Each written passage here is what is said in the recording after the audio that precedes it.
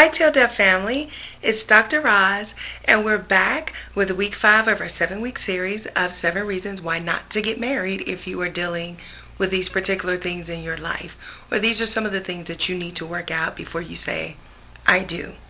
If you, this week we're going to focus on addictions.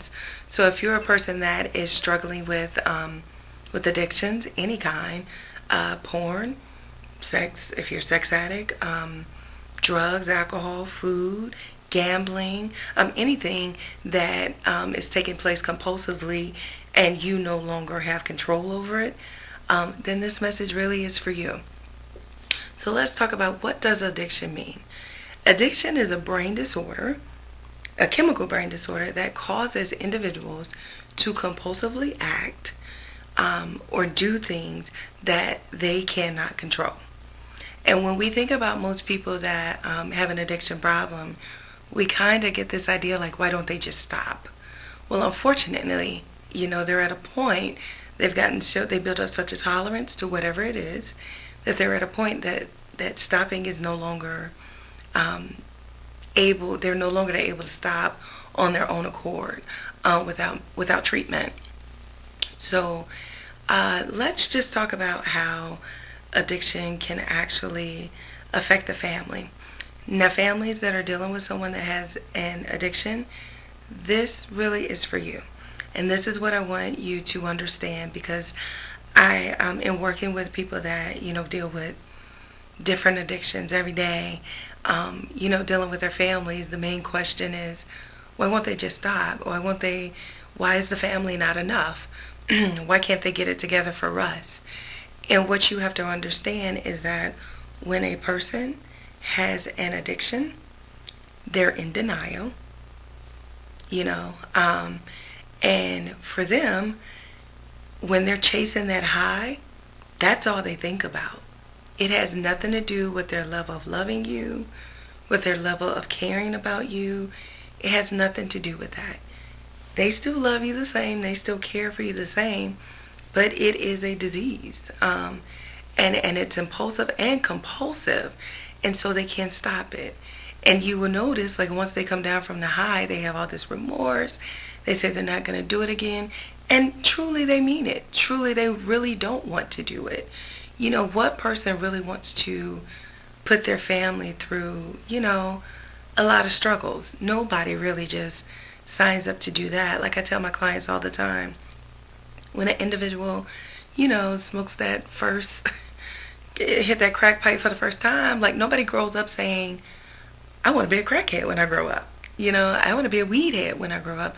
I want to be an alcoholic when I grow up. Nobody really says that.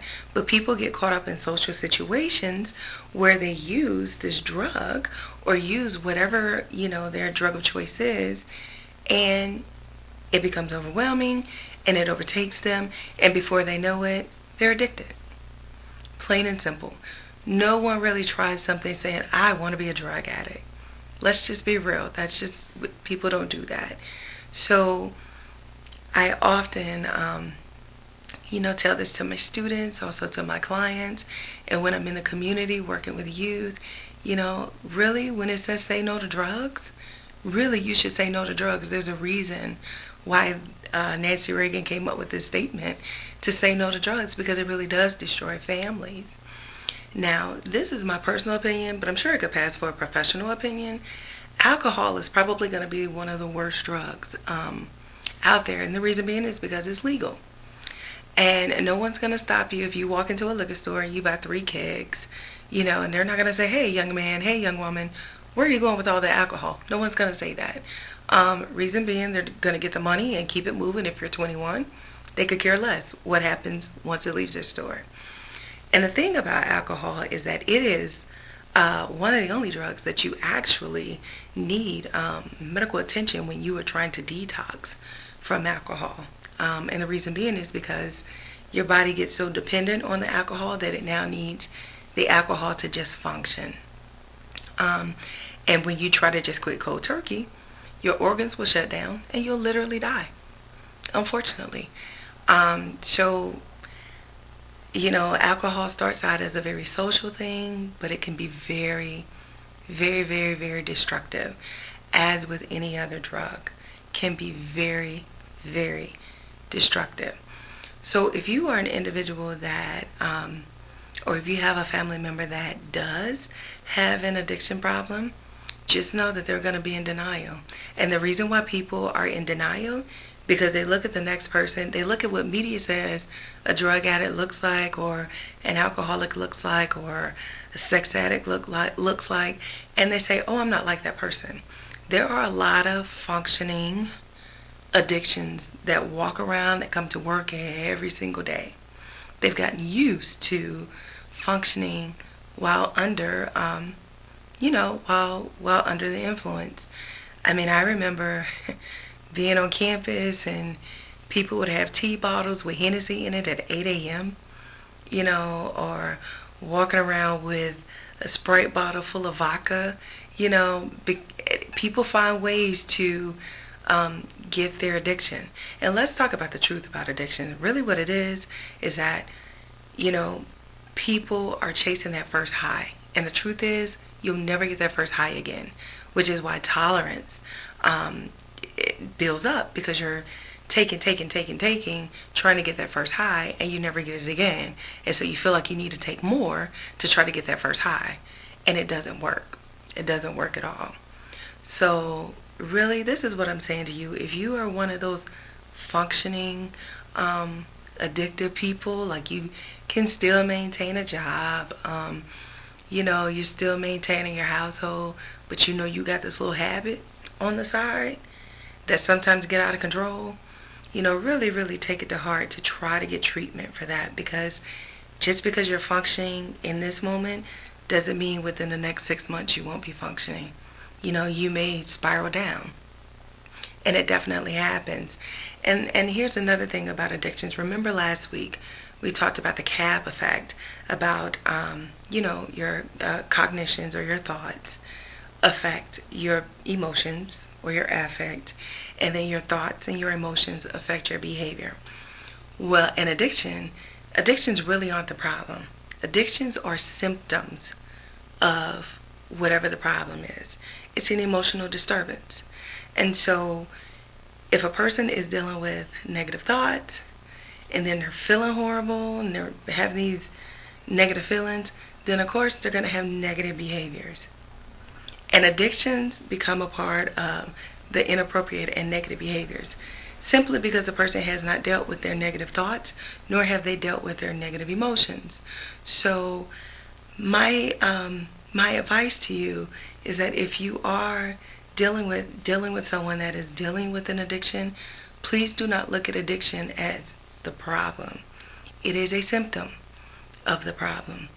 You have to go deeper to see what is really going on with this person. And at the root of most things is really depression. And I'm going to say especially for men. And that's why they become, men or women, that's why they become so aggressive, or, get really defensive about, their addictions, because now you're taking away their saving grace, because they're using that addiction so that they don't have to cope with the negative feelings and the negative thoughts. And that's why that's how people get in denial, because in the moment when they're having those negative feelings and those negative thoughts, that addiction is their saving grace. It's taking their mind off whatever's bothering them.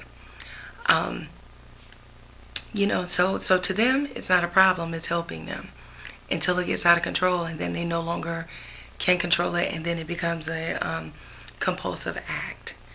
So this week, addictions, they're a serious thing. They do tear families apart. And if you know that you are dealing with an addiction, or you're on the cusp of dealing with addiction, say you're that person that likes to binge drink on the weekends, or you have a porn addiction where you're watching porn and it's affecting your livelihood, such as you're watching it at work when you should be working. I know it sounds crazy, but people do it. Trust me.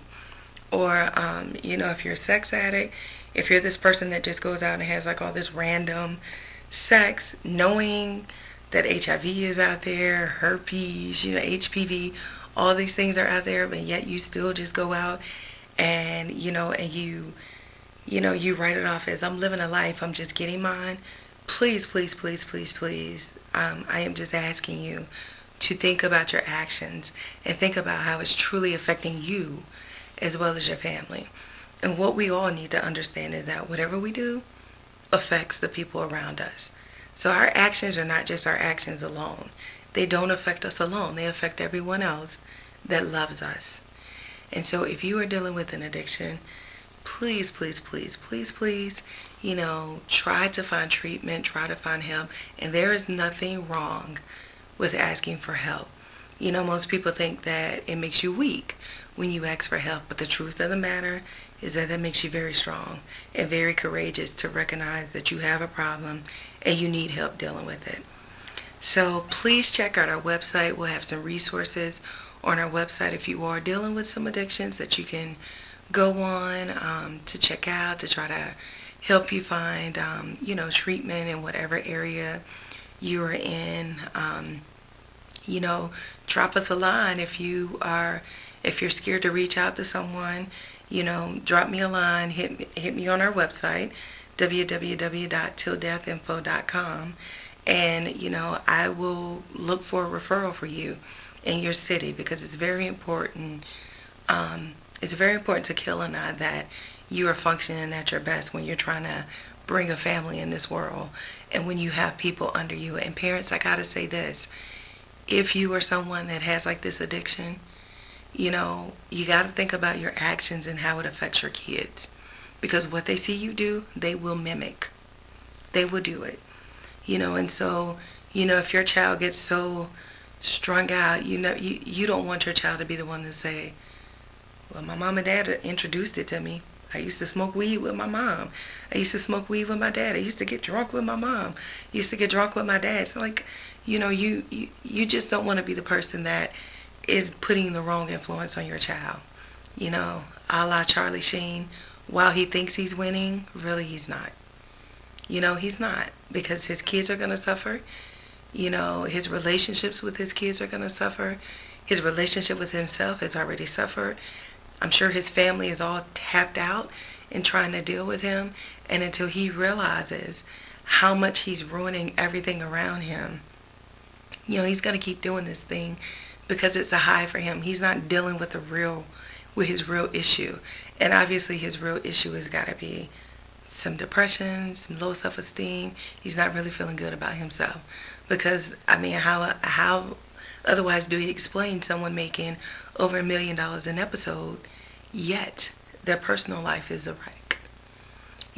So again, check us out on the blog, www.tilldeathinfo.com. If you need additional resources in regards to whatever addiction you may have, if you have a question that you'd like to ask me and Q, hit us on the blog. We really are about really truly wanting to save families. And if we have to do it one marriage at a time, that's what we're determined to do. So I hope you guys have enjoyed this series. I know this week was kind of a heavy topic, but it was a topic that needed to be discussed because it's running rampant in our communities. And it's starting as young as 10 years old.